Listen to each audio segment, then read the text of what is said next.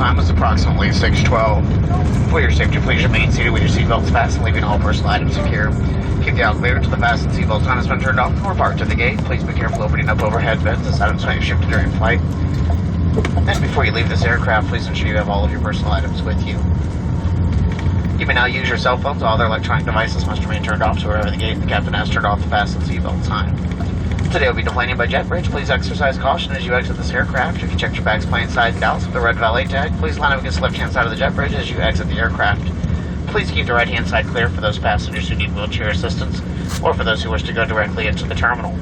On behalf of your Dallas-based flight crew, I'd like to thank you for choosing American and American Eagle, a member of the One World Alliance, and we hope that you enjoy the rest of your day. Thanks.